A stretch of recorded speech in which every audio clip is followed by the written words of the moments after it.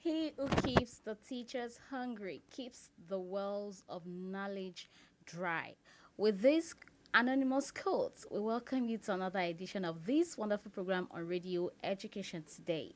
Education Today is a program that aims to call the attention of the public to education matters as they affect the effective running of the educational system and the achievement of educational goals. This comes on air every Saturday on this station, Light Radio. I am Nima Ibrahim, and good afternoon. Our goal is to educate, inform, orientate, and entertain society on educational matters, address issues affecting the educational system, influence public opinion, and drive effective educational policy directions to guide the formulators and implementers. For your comments, questions, and contributions, remember you can reach us on Facebook via www.facebook.com/lightradio, X at the Light Radio, Instagram light_radio, YouTube Light Radio. You can also call or send a message to us via SMS or WhatsApp on 0809 738 4000. Again, 0809 738 4000. We'll go on a quick break. When we return, the program continues. Please stay with us.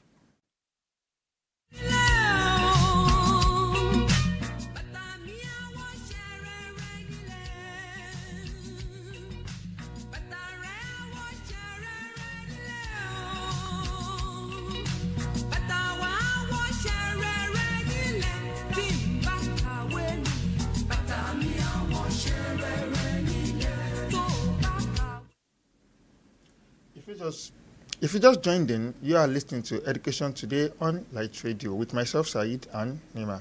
We kick off with the new segment. Hello, Nima. Hello, Said. Yeah. Hello, good afternoon, and welcome to the news on Education Today, reaching you live from Light Radio. I remain Nima Ibrahim. First, the headlines. Federal government pushes for ex-presidents to establish libraries in schools. ASU threatens strike, gives federal government 14-day ultimatum. 30% of TET funds resources will go to student loan support, says presidency. Now the details. The federal government has said that plans are underway towards ensuring that former Nigerian presidents establish functional library in schools across the country, while also encouraging library endowments by private citizens and corporate bodies. Minister of Education Professor Tahir Maman, who made this known in Abuja, also revealed that the national policy on library and information system would be reviewed. He spoke during the flag-off of 2024 National Readership Promotion Campaign, noting that the Education for Renewed Hope roadmap places emphasis on promoting literacy, fostering love for reading in schools, and establishing a strong foundation for future generations. He also said the government would also encourage and engage authors and publishers to comply with standards and criteria for quality assurance and assessment of educational resources, among other strategies. To conclude, Maman, who was represented by the Director of Special Duties, Abdullahi Zubairu, observed that the act of reading transcends the pages of a book, saying it is the gateway to lifelong learning, to acquiring the knowledge and skills that can prepare citizens to meet the challenges of the modern world. The Academic Staff Union of Universities, ASU, has given the federal government a 14-day ultimatum to address several unresolved issues dating back to 2009. In a statement issued on Wednesday, ASU President Emmanuel Oshodeke emphasized the union's demand for the conclusion of the renegotiation of the 2009 Federal Government of Nigeria/ASU agreement as outlined in the Nimi-Briggs Committee's draft agreement of 2021. ASU is also pressing for the release of salaries withheld due to the 2022 strike action and expressed frustration over the government's persistent delays and lack of commitment, warning that these actions are fueling a crisis within the public university system. The statement also read in part that the union would not be blamed for any industrial unrest resulting from the government's failure to use this opportunity to prevent the impending crisis. And lastly, ASU's demand also include the release of unpaid salaries for staff on sabbatical, part-time and adjunct appointments affected by the Integrated Payroll and Personnel Information System, IPS. The presidency announced on Wednesday that the Tertiary Education Trust Fund, TET Fund, will allocate 30% of its resources to support the Nigerian Education Loan Fund, NEL Fund, for student loans. Bayo Ononuga, special advisor to the president on information and strategy, stated this while briefing correspondents at the presidential villa in Abuja. It discussed the economic stabilization bill, saying the amendment to the TET Fund Act is crucial for enhancing students' access to education. Also speaking, Otega Ogra, Senior Special Assistant on Digital and New Media, recalled that during the #End Bad Governance protest, President Tinubu announced that financial recoveries from illegal activities would be allocated to support the Nigerian Education Loan Fund, NEL Fund. And lastly, Ogra highlighted a government initiative to enhance funding for public higher institutions by waiving the requirements for these institutions to remit their internally generated revenue, IGR, to the federal government. The chairman of the Independent Corrupt Practices and Other Related Offences Commission, Musa Adamu Aliyu San, has described corruption as a cancer that has severely affected the performance of the education sector. He noted that the lower levels of the education system have been the most impacted.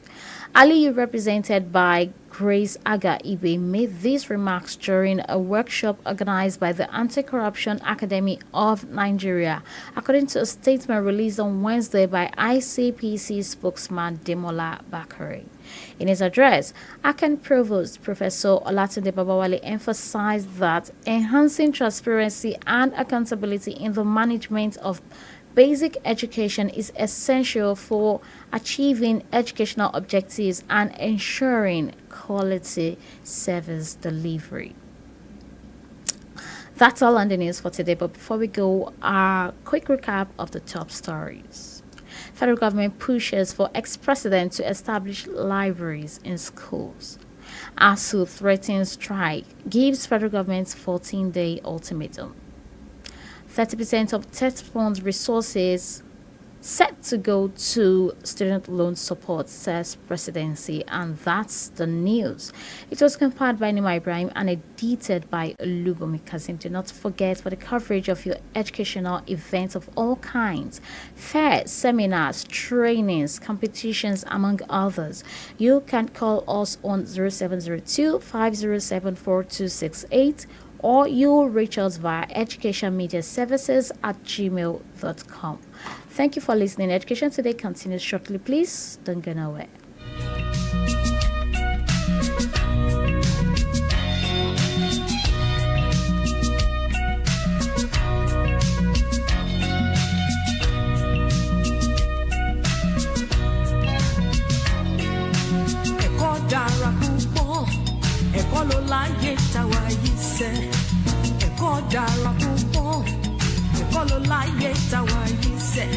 Ẹ̀kọ́ ló ń gbé ní dẹni gíga, ẹ̀kọ́ ló ń gbé ní dépò ọlá, ẹ̀dàkúnyé ẹ̀yin òbí wa, lẹ́bà lówó kẹjọ kẹtọ́ wa.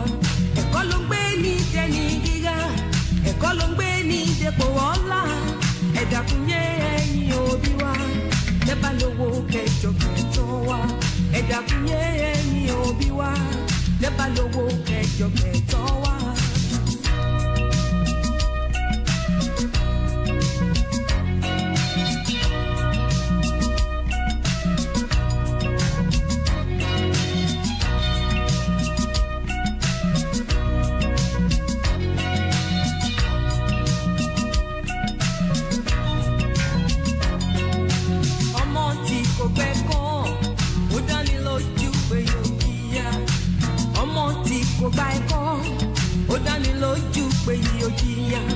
Iṣẹ́ burúkú ni wọ́n ń ṣe tí wọ́n bá jalè wọ́n wá tún fọ́lé ẹ̀dá kúnyé ẹ̀yìn òbí wa lẹ́bàá lówó kẹjọ kẹtọ́ wa. Iṣẹ́ burúkú ni wọ́n ń ṣe tí wọ́n bá jalè wọ́n wá tún fọ́lé ẹ̀dá kúnyé ẹ̀yìn òbí wa lẹ́bàá lówó kẹjọ kẹtọ́ wa. Ẹ̀dá kúnyé ẹ̀yìn òbí wa lẹ́bàá lówó kẹjọ kẹtọ́ wa.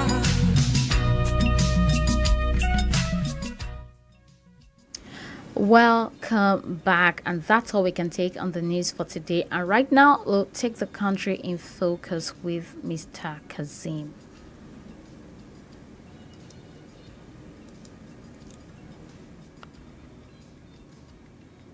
You're welcome to the Country in Focus segment, where we consider a particular country of the world, its basic features, and most importantly, its educational system for the benefit of our listeners. I am OLUBUNMI KAZEEM. The country in focus for today is Germany. Germany is a country located in Central Europe, sharing borders with Denmark, Poland, Czech Republic, Austria, Switzerland, France, Belgium, and Netherlands. It covers a land area of 357,021 kilometers square, with 16 states and its capital located in Berlin. Other notable cities include Munich, Frankfurt, Dresden, Hamburg, Cologne, among others. Germany is a federal parliamentary republic, with the president as the head of state and the chancellor as the head of government. Its parliament is called the Bundestag. Germany has a population of approximately 83.2 million people, going by the 2022 official estimates. Its official language is German, while its currency is the euro. Germany is the biggest economy in Europe, with a nominal GDP of $4.24 trillion and a GDP per capita of $50,940. In terms of its educational system, Germany's educational system is highly regarded and offers a wide range of opportunities for students. Education is compulsory for ages 6 to 15 years. The structure of the education is as follows. First is the primary school for ages 6 to 10, secondary school for ages 11 to 16, divided into what is called Realschule, which focuses on practical skills, gymnasium, which prepares students for university, Hauptschule, which emphasizes vocational training, and Gesamtschule, which combines elements of Realschule and gymnasium. We also have the upper secondary school for ages 17 to 19, which prepares which offers university entrance qualification. Then we also have the tertiary institution, essentially the universities for ages 20 and above. We have the universities. We also have universities of applied sciences. We have colleges of arts and music and vocational academies. Notable universities in Germany include University of Berlin, University of Munich, Heidelberg University, among others. It also offers vocational training, which is a dual system that combines theoretical and practical training. Other key features of the educational system in Germany is the fact that, number one, it offers free education, no tuition fees for public universities. It also runs a dual system that combines theoretical and practical training. It also offers apprenticeship system, which is an on-the-job training for vocational skills. It also has exchange programs, which features opportunities for international studies, as well as language of instruction. The language of instruction is German, with increasing English offerings. The schools in Germany are of three types. One is a public school, which is funded by the state. You also have private school system, which is independent and often with specific focuses, for example, the Montessori, as well as the international schools, which caters to international students. In terms of international ranking, Germany ranks among top performers in reading, math, and sciences on the PISA scale, and the universities rank consistently high on the QS World University Rankings. In terms of challenges and reforms adopted, these include digitalization that entails integrating technology into education, increasing diversity and accessibility as a means of inclusion, vocational training featuring enhancement in apprenticeships and practical skills, as well as ensuring sustainable financing models for a consistent university funding. That's it on the Country in Focus segment for today. I hope you have learned something about the German Republic. I remain OLUBUNMI KAZEEM. Education Today continues in a moment. Please stay with us.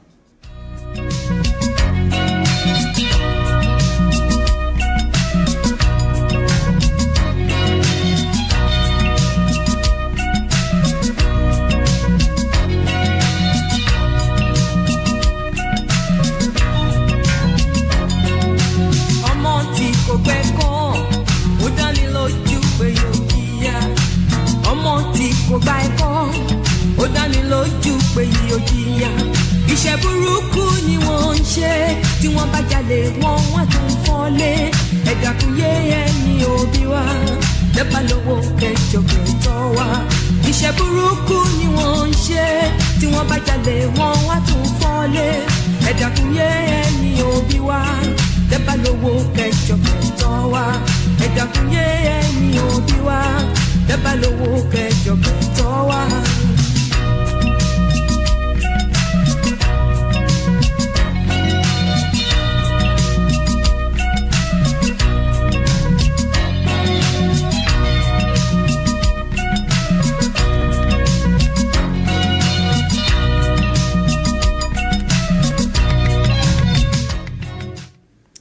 That was the Country in Focus, and right now we'll take the profession of the week with Said Aremu.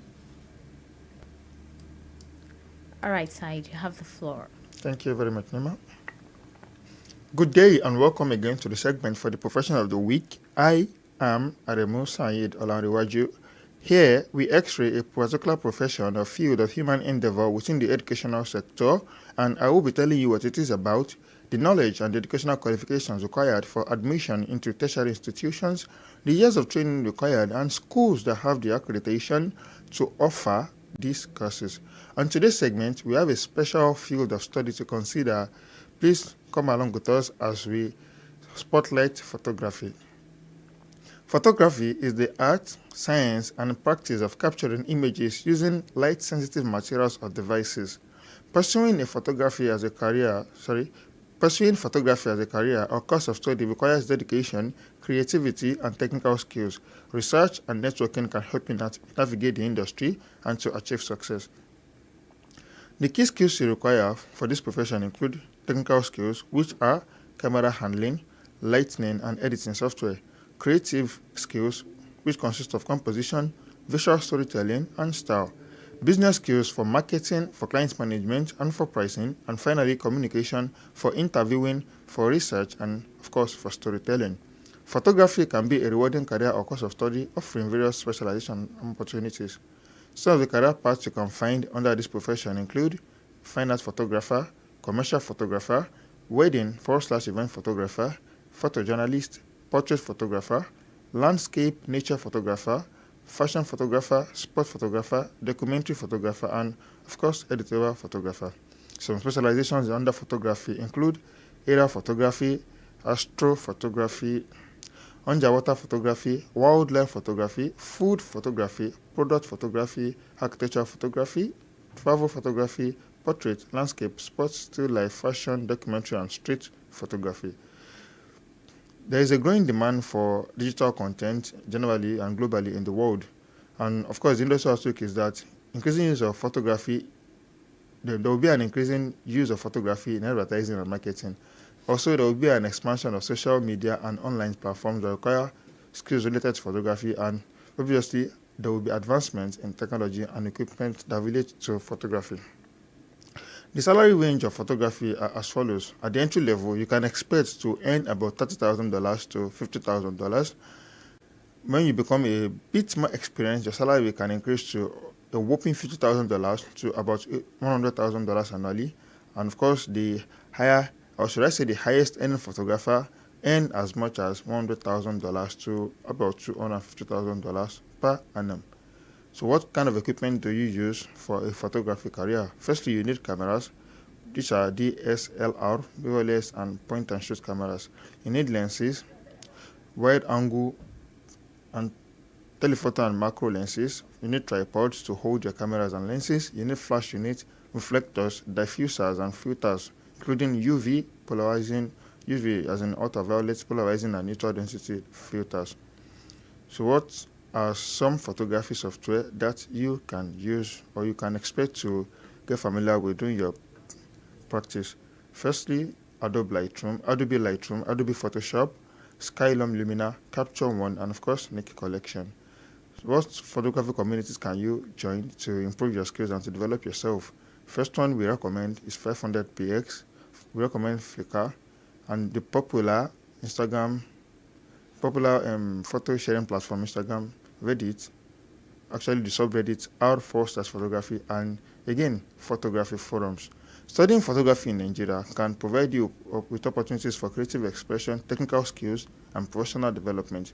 Photography courses in Nigeria are offered firstly in the National Film Institute, NFI, in Jos, the Nigerian Institute of Journalism in Lagos, the University of Lagos Department of Fine Arts, the University of Nigeria Department of Fine and Applied Arts, Yaba College of Technology, the School of Art, Design and Printing, the Federal University of Technology, Akure, popularly known as FUTA, the Department of Fine Arts in that school, the American International School, Abuja, AISA. Some dedicated photography schools that you should check out include the Photography Institute of Nigeria, PIN, the Nigerian Photography Institute, MPI, and the Lagos Photography School, LPS.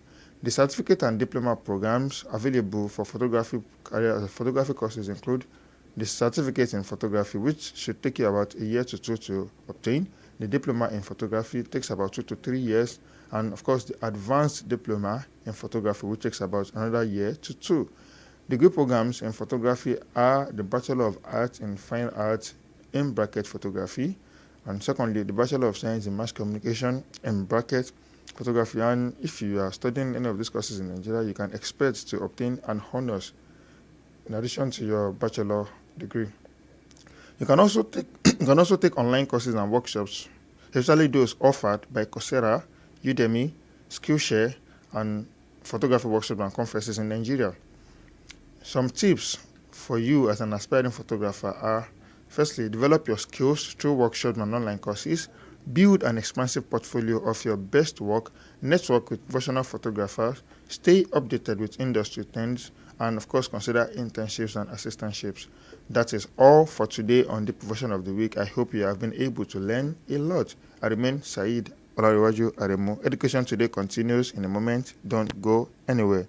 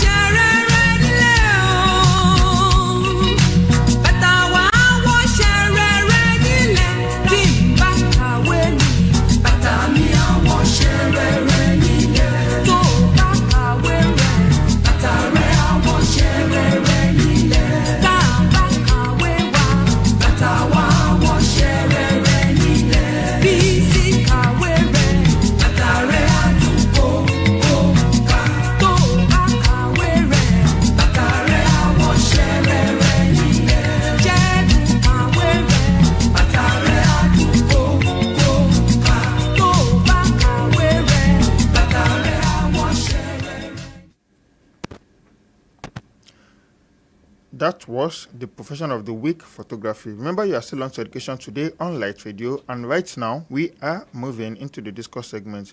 And already our guest is here with us. We are going to be discussing ASU strike threat. Is Nigerian university system ready for another shutdown? On Wednesday, 25th September 2024, the Academic Staff Union of Universities, ASU, gave the federal government a 14-day ultimatum to address several unresolved issues dating back to 2009. In a statement issued by its president, Professor Emmanuel Osodeke, ASU emphasized the union's demand for the conclusion of the renegotiation of the 2009 FGN/ASU agreement as outlined in the NIMI BRICS Committee's draft agreement of 2021. ASU expressed frustration over the government's persistent delays and the lack of commitment, warning that these actions are fueling crises within the public university system. On the program today, we want to examine this threat and its implications for the public university system in Nigeria. Joining us on the program today, we have an educational administrator, a lecturer, a researcher, a critical analyst, and a thinker, and of course, our educational consultant and in-house analyst, Mr. OLUBUNMI KAZEEM. Good afternoon, sir. Good afternoon, Said, and good afternoon to our listeners. Yeah, it's a pleasure to have you here. As always. Remember, of course, you can be part of this discourse by sending your comment and questions to 08097384000, or you can drop your comment via the live video feeds on Facebook and YouTube. Before moving into the discourse proper, our short quiz question: what is the official currency of Germany? That is like a very simple one. But of course, that is our quiz question for this week. What is the official currency of Germany? Send your answer to the WhatsApp number 080973844000 or our Facebook or YouTube pages. The first correct answer is going to be the winner. So to you, Mr. KAZEEM, we are going to be discussing the imminent threat of the ASU, or of the impending ASU strike as threatened by ASU President Professor Emmanuel Osodeke. Now, the very first question I would like to ask you, what do you think are the primary reasons behind the recurring ASU strike in Nigeria, and how have they impacted the university system? Thank you very much for that question. Considering the fact that we are having another threat of, or like you said, an impending ASU strike, and going by the 14-day notice issued by the Academic Staff Union of Universities through its president, Professor Emmanuel Osodeke, to the federal government, that if its demands are not met and if necessary, things are not put in place, the public university system in Nigeria might actually be shut down again. And the question then is, why this recurring, strikes by ASU, as far as the Nigerian university system is concerned? For me, I would say quite well that it's as a result of the insincerity, lack of political will, and failure of the government to actually implement its agreement with the union. See, the reality is we cannot continue to have a government that is, irresponsible and irresponsive to the yearnings of Nigerians, especially as it regards the education sector. Because it's not just about probably ASU and the university system. It's actually the whole gamut of the educational sector and even the Nigerian, Nigerian society. So many things, so many issues. But particularly because we're looking at this impending strike by ASU, it's a function of the fact that government reached agreement over and over. You see, there are different times government will different names, memorandum of understanding, memorandum of action, and so on like that. They come up with different nomenclatures for these things. And at the end of the day, you sign the agreement. When you sign the agreement and the meeting concludes, that's the end of it. Government goes on as if nothing is at stake, as if it did not even sign anything. So when you have a government that is recalcitrant in with the agreement it signs, that is unready, is not ready, is unwilling to implement the agreement, the question you ask yourself is, why sign an agreement that you're not interested in fulfilling? It's not as if you are actually twisted. No one actually puts a gun to your head to say that this is what you should agree to. But eventually, okay, let me just give you an instance. Look at the agreement federal government signed with Labour concerning the issue of new minimum wage, yeah. and the price of fuel. You said, the president said, okay, you want me to implement 250,000, it's not a problem, but then you would allow me to increase price of fuel, and I would deregulate fully, so I would not actually pay subsidy again. But then if you allow me to still continue to moderate price and at least maintain it at a minimal level, then accept this 70,000 offer. Now the government went ahead. As NLC accepted the 70,000 naira offer on the condition that the government will not increase price of fuel. Now at the end of the day, what did you do? You forced them to accept 70,000 naira, and at the same time you now went back, you reneged. So this has always been the attitude, the behavior, the character of government when it comes to negotiating with labor unions. And unfortunately for the university system, it has actually crippled a whole lot of things. We have people that have actually left the university system. We have people that have actually that have lost several years. So many students have actually been delayed unnecessarily. Some have, they have had the number of years they spent in university increase. You've had instability in academic calendars. You have universities that had to, combine different sessions together. And you have some that are actually still having backlogs of students that they ought to have admitted, but just kept them in waiting. So these are some of the things that you're actually having, as far as the university system is concerned. Sincerely, it seems as if the government is just like using the lives of Nigerians to play some form of political games. I don't know. So, how has the Nigerian government responded to ASU's demands in the past, and what changes have been implemented? I mean, this is an agreement dating back to 2009. So, well, now, if you say, how has the government responded? In a lot of times, the government has actually been, dismissive of some of these demands. Sometimes they will say, okay, fine, come for a meeting. See, imagine, look at, now, ASU has issued a 14-day strike notice. Do you know what the government will usually do? Government will now wait till the last day to call a meeting. Now say, come for a meeting. So that of government. And what has been implemented, see, the truth is, a whole lot of things are, as much as, say 9, 10 demands. So it's not as if the government has implemented anything. As far as I'm concerned, if at all, there was anything that was implemented, I'll probably say, part of the outstanding salaries that was owed by the previous administration, the government was owing ASU 7.5 months salary as of 2022. So eventually, that government left in 2023 without implementing any of the agreement it reached with ASU. Then, President Tinubu came in and paid half, like 4 months out of the 7.5 months salary, and at the end of the since then it has kept mute on probably the remainder. So that has always been. There are so many. Okay, look at the issue of IPPIS. The government issued a directive, and eventually the directive has not actually been obeyed since December 2023. A Federal Executive Council order. Imagine, and the minister is still there holding his position. You still have the Accountant General still holding his position. Despite the fact that they have actually flouted the order of the Federal Executive. It's not just even probably just the president standing alone.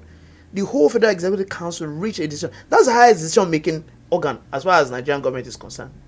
And yet, that order was flouted and nothing has happened, no consequences. So you can imagine the level of impunity if it is happening at the highest level of government. So what then would you expect?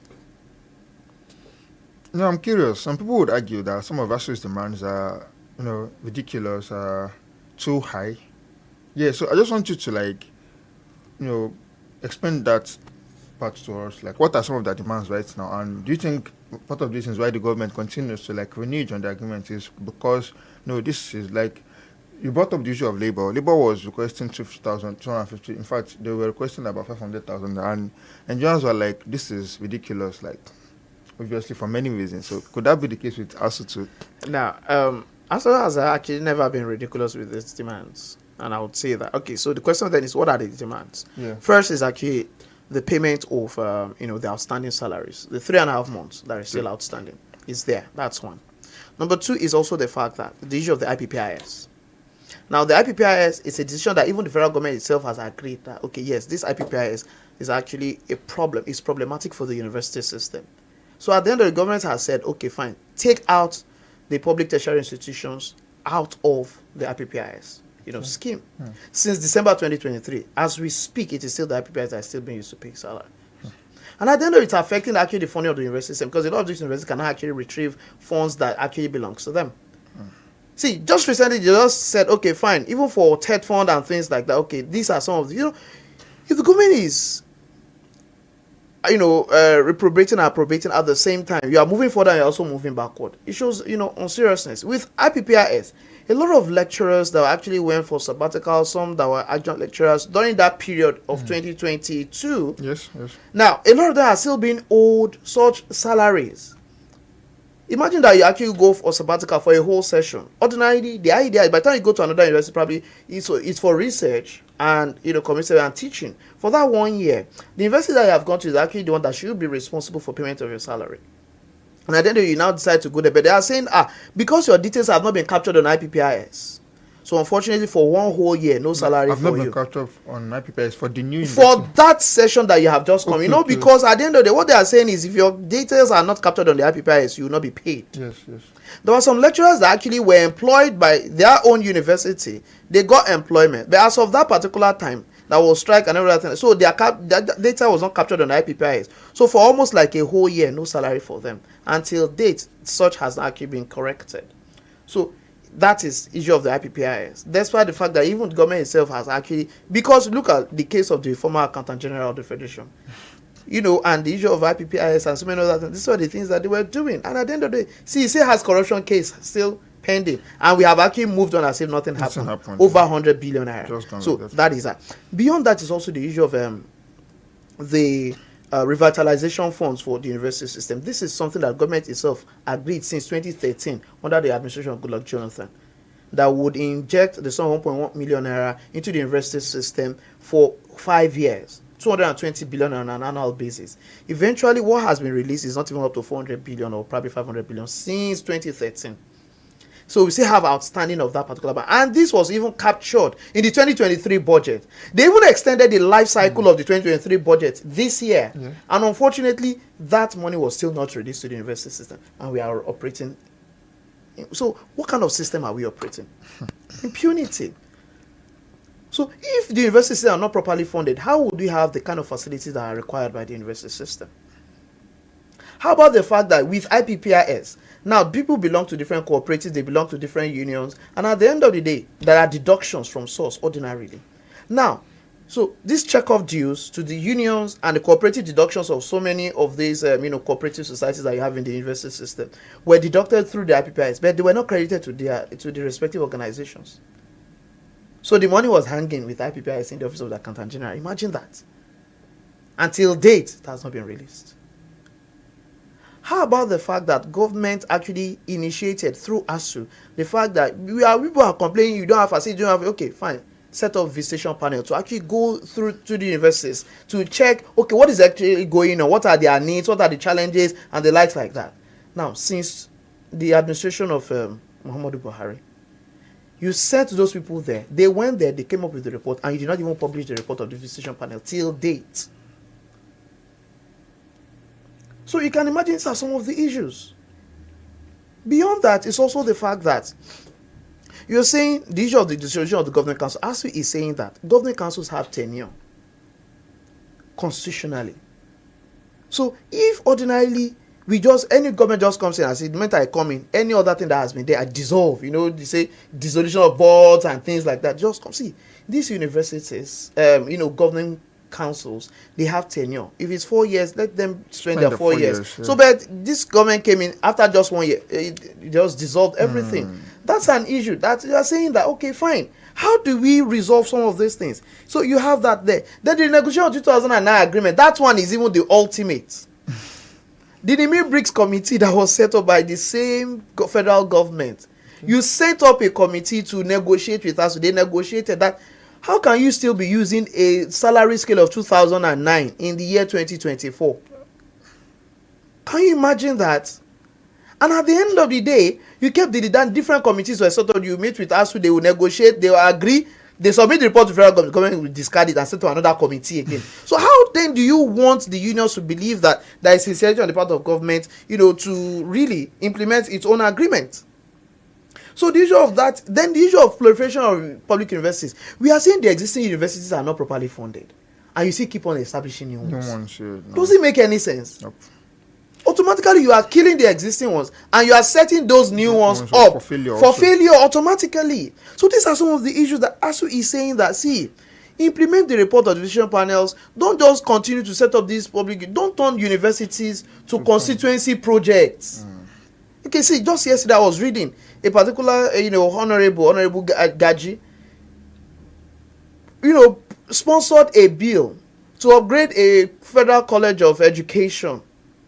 I think Pankshin or something like that. Yes, that it should be upgraded to a university of education, and it was approved by the Senate, and the federal president actually accented to it. We are saying the existing ones are not properly funded, and you are still, doing all this.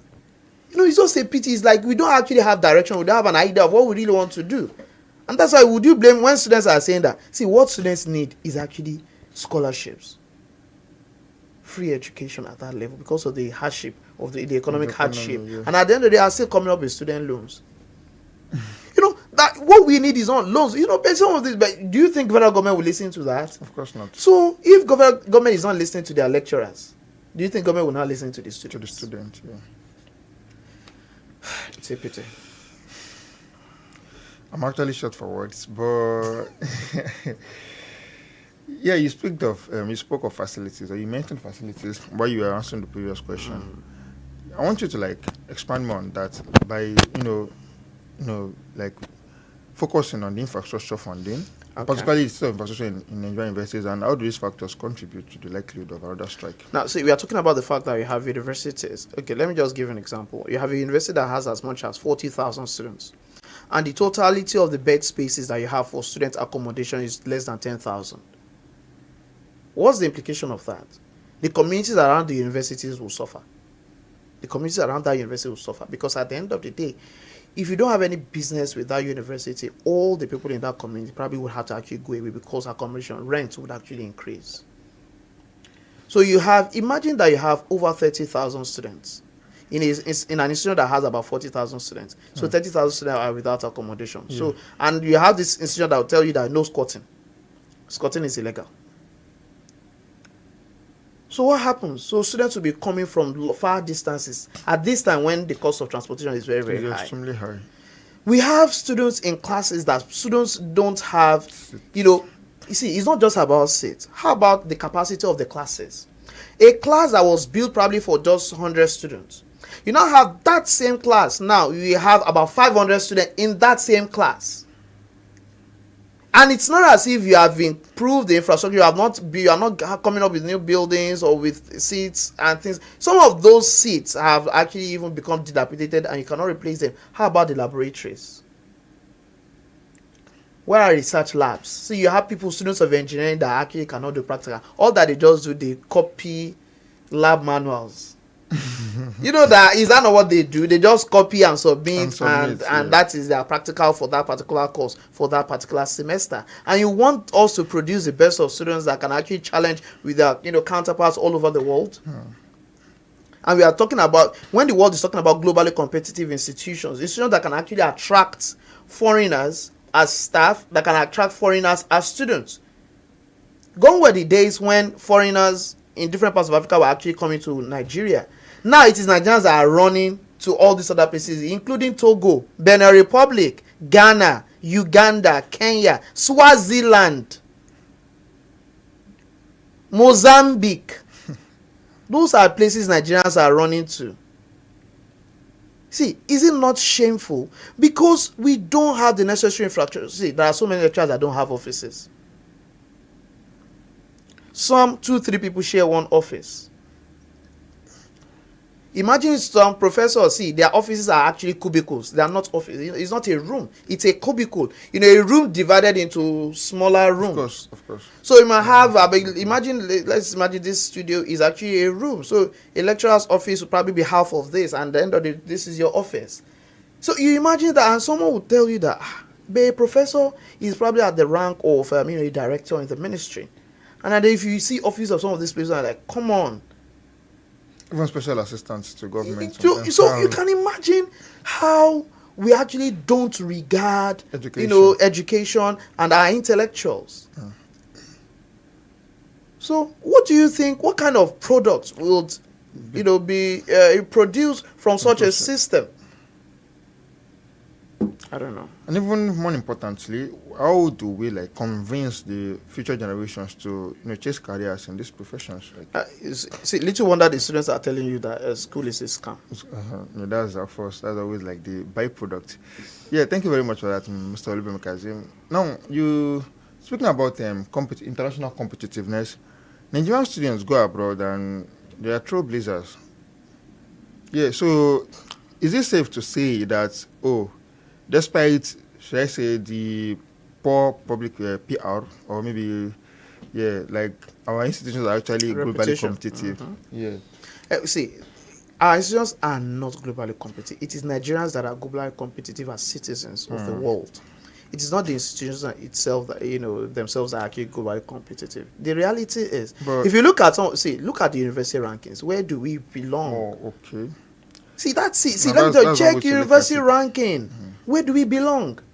See, go were the days when, universities in Nigeria, used to top, African rankings of, the best of universities. Now, if you talk about the best of universities in Africa, you talk about Egypt, you talk about South Africa. You even have university in Kenya. Yeah. In fact, universities in Ghana are above Nigerian universities. Is that not shameful? That you don't have any Nigerian university, in fact, no African university in the top 100. If you would find any in the top 100, it will actually be from South Africa. And now when we say Nigerian universities are struggling for the best in terms of global rankings, probably the best will probably be among the top 400. But then, let Nigerians leave Nigeria and go to these top universities in the world, and you will see Nigerians excel. That is to tell you that it's actually the institutions and the system that's actually killing their capabilities and their prospects. So it's not as if they don't have the potential. They have the potentials, but the system is actually not allowing their potentials to actually come to fruition. Thank you. Okay, now the next question is rather straightforward. I want you to answer it in just maybe a minute or so, because of course you've mentioned about ASU's demands, but I want you to focus more on how this demand actually align with the government's educational policy, and of course, does the government really have the money, that is in terms of budgetary allocations, right, to meet these demands? See, let me tell you, it's a function of priorities. There was no budgetary allocation for the coastal highway that the federal government started. It was not captured in 2024 budget, but they started it, and they voted some amount of money for it. 90 billion naira was given as subsidy for Hajj pilgrimage. Eventually, it was embezzled, and they had to suspend or remove the head of NACON. 90 billion naira. It was not appropriated for by fiat, but such an amount of money cannot be provided for the Nigerian education sector. There is no money. They will tell you, Olympics, this and that. Even what is not captured, they provided money for the Olympics. What did we achieve? BLLB. Nothing. We did not win nothing a single medal show at for. the Olympics. See, we did not even win stainless. So that is to tell you, see, it's a function of priorities. If truly we accord education its right priority, even the amount of money that we allocate, the percentage of our budget, annual budget that we allocate, will be more than what we have been doing. See, we have never done 10% probably in the last 10 years. Yeah. For education. I believe that. And you have countries in Africa that are allocating as much as 20%. 20%, yeah. In fact, the recommendations from the UN is, I think, 15%. About 20%, yeah, actually. 20%, about 20%. And we are struggling with 9-8%. That's just poor. So it's just ridiculous. This year is actually about 7.something%. Okay, Mr. KAZEEM. So what alternative solutions can be explored to address the issues driving the ASU strike, such as public-private partnerships or community engagement? I would like to hear your opinion on this particularly. Well, the truth of the matter is, if government would actually want the private sector to actually come in, especially in the aspect of public-private partnership, the government itself has to actually lead. See, when the people see the kind of priorities that you accord education, they will tend to actually follow suit. And mind you, see, our idea of public-private partnership is also faulty in Nigeria here. When we talk about public-private partnerships, actually privatization, that's the way we think here. So that at the end of the day, you say you are bringing private people to bring in their funds. At the end of the day, they are taking over. And the next thing is they jack up the fees. The universities themselves are requesting like some form of autonomy. Does that not like impact what like how? See, what we are trying to say is this: what kind of autonomy are we asking for? And that's why, for me, I also feel like we also need to actually have a clearer picture. What kind of autonomy do we want? Financial autonomy or absolute autonomy? So that at the end of the day, see, with autonomy, the universities can actually charge whatever amount they want. But then, looking at the nature of the citizens that we have and their economic conditions, their standard of living, do you think the rate at which you want to take those institutions to, the citizens can actually afford it? Look at what happened in the case of University of Ibadan. Because of inability of so many students to actually pay school fees. Yeah. And it's not all of them that were actually successfully in their loan, student loan application. So at the end of the day, some of those are actually facing dropping out of the university system. So that's what we are saying. That when we talk about public-private partnership and community engagement, see, what we are trying to say is members of the community can actually come in to provide something so that we don't have to wait for government for some things. Some private individuals can come in form of endowments, donating some buildings, donating, endowing professorial chairs and things that are providing funding for research and so many other things like that. Then again is the universities actually linking up properly with the industry so that at the end of the day, they come up with research areas that you want the universities to actually focus on. So they channel the efforts of their students in line with that. So we don't just have research that ends up on the shelves. But we have research that already what they want to use the research output for is already waiting. So at the end of the day, if a particular company comes that, okay, we want you to help us, get students that can actually solve this particular probably issue with, car production or something like that. These are the things that you need. Okay, let's take this, it will provide all that you need. Come up with it. At the end of the day, whatever you're able to come up with, we would commercialize it and becomes a partnership between the university and the industry. So that's the kind of research that the world is tending towards. It's not just something that you just keep within your shelf in the library, gathering dust. And at the end of the day, the people in the industry don't even know they exist. So they used to just because you want to get the mark or you want to get the degree and that's all. No, it doesn't work that way actually. As a matter of fact, we do need to change we need to reorientate ourselves on research particularly, because at their core, their objective is actually to solve issues and not to kept on like. It's not just for grades. Yeah, absolutely. Because unfortunately, that is what we are doing. And that's why we just repeat some, things that have been done. We're just reproducing the same thing, and they're just doing copy and paste and plagiarizing what some other people have done, and we'll submit that as research. Yeah, I believe you've encapsulated the issue perfectly by saying that we need to our government actually needs to lead when it comes to providing funding and donation for the educational sector. So. Okay, so our discussion continues in a moment. Please stay with us.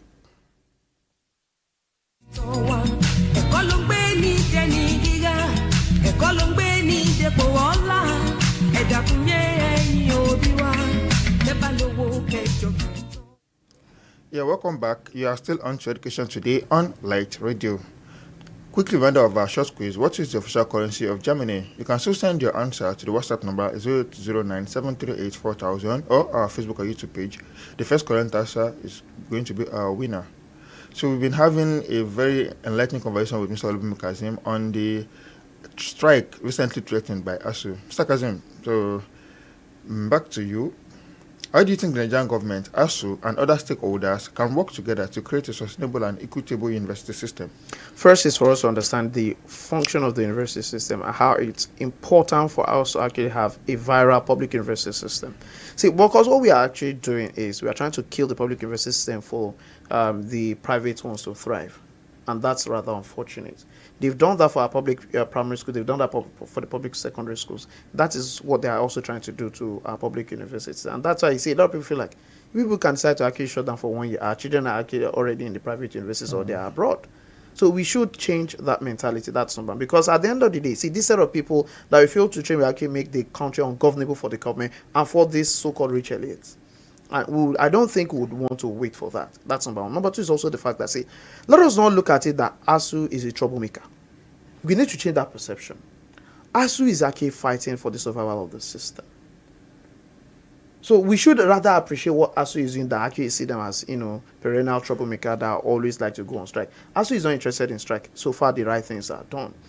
Because let's face the reality. Same thing that's actually happening to this health sector is also happening to the academic sector, where a lot of our, the best of brains are actually left the shores of this country, seeking greener pastures. I wouldn't know if at all it is greener on the other side. But the reality, a lot of them have left. See, just this week, this university at Bauchi, Abubakar Tafawa Balewa University, said that 30 PhD holders resigned from the university this year. 30 of them.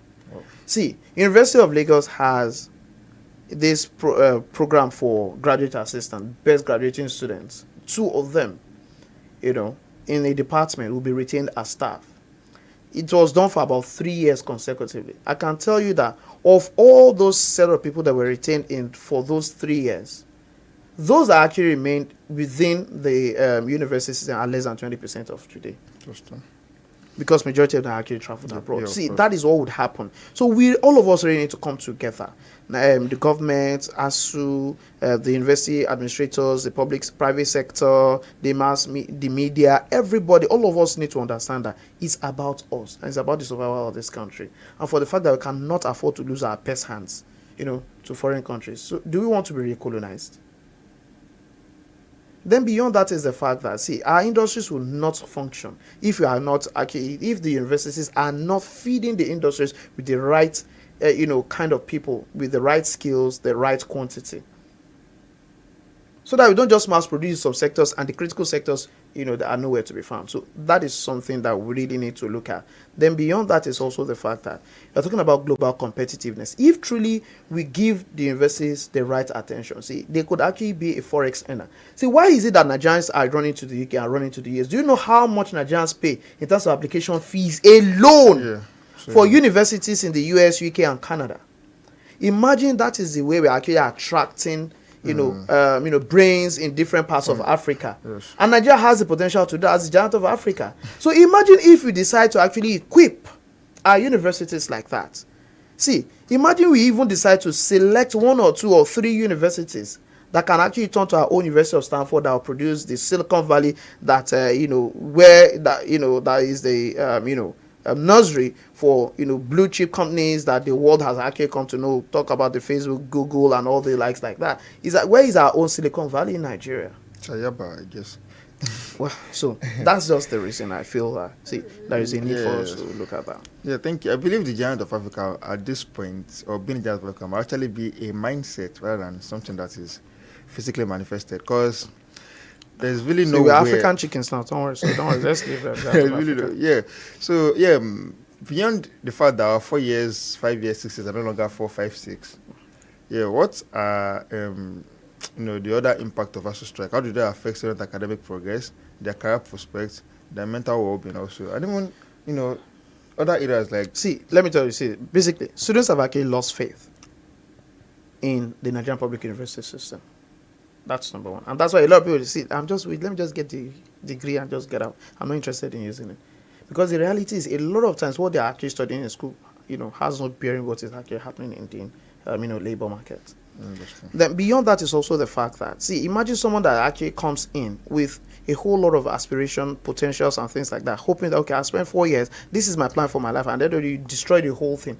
So a lot of them, at the end of the day, they actually, they have lost hope in the educational system, and a lot of them don't have faith in the career they're actually even pursuing in such schools. Imagine a Nigerian university graduate now, after graduation, after serving, not decide, okay, I want to actually go and learn how to sew because there is no job.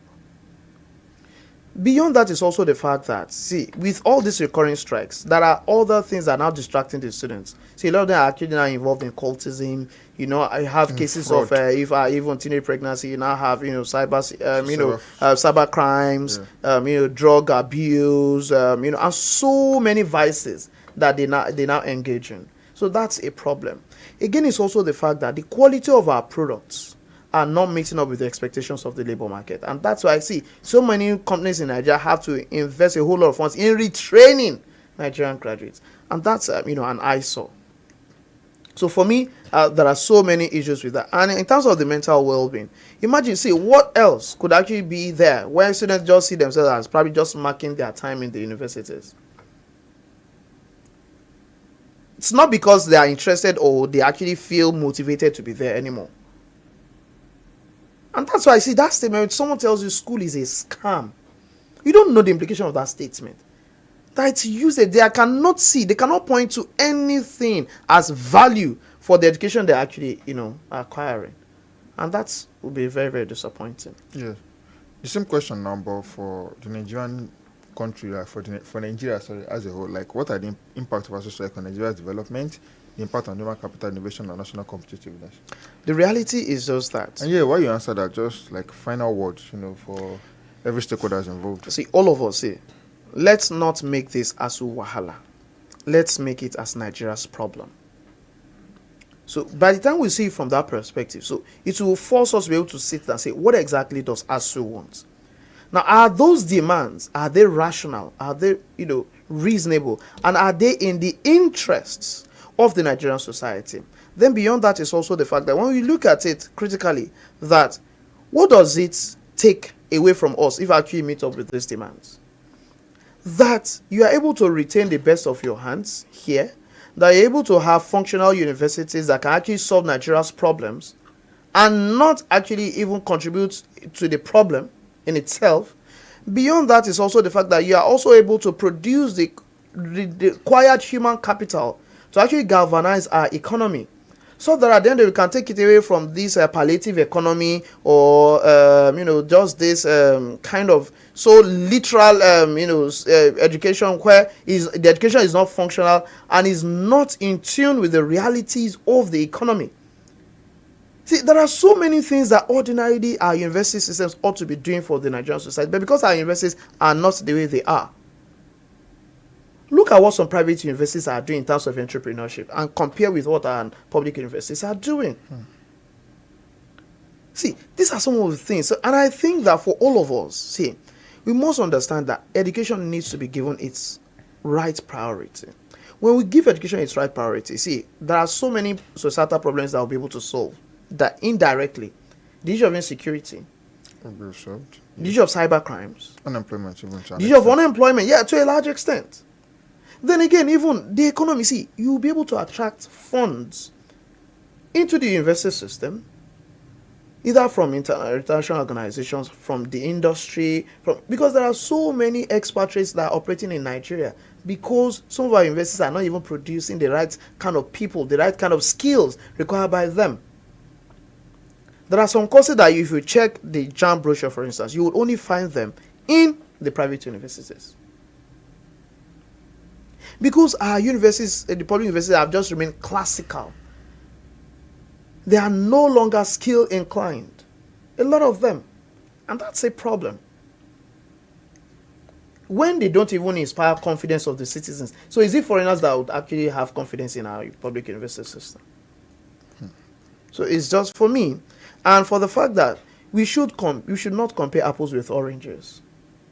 Nigeria, as the greatest black nation on earth, should actually compare with any other, developed nation in the world, because we have the resources ordinarily. It's only a function of mismanagement. Is it not a slap that during the last election we are looking at, okay, what certificate does, and those people that are trying to contest for the presidency of Nigeria, what certificate do they possess? All the top candidates have one issue or the other with even the quality of certificates that they actually possess, that we are not even sure. That itself speaks volume of the kind of universities that we have. Well, thank you very much for the response, Mr. KAZEEM. So that's all we can take on the Zikwa segment for today. We would like to appreciate Mr. OLUBUNMI KAZEEM for his insight and enlightening responses to all of the questions that are asked. We'll go on with the words of the Mabu. You're welcome to the words of the Mabu segment of education today. where we take a look at memorable quotes that are educational and inspirational to everyone. Today, we have a quote from Chinese leader Mao Zedong. According to him, all men must die, but death can vary in its significance. To die for the people is weightier than Mount Tai, but to work for the fascists and die for the exploiters and oppressors is lighter than a feather. That's how I was on the marble for today. This implies that at all times we must be ready to stand for the people in defending them and their interests. Even at the expense of our lives, we either live for a worthwhile cause or we die for nothing. Like it is said, whoever fails to stand for something is definitely going to fall for anything. Now for our quiz, the currency of Germany. I expect about 30 people to have actually answered our questions.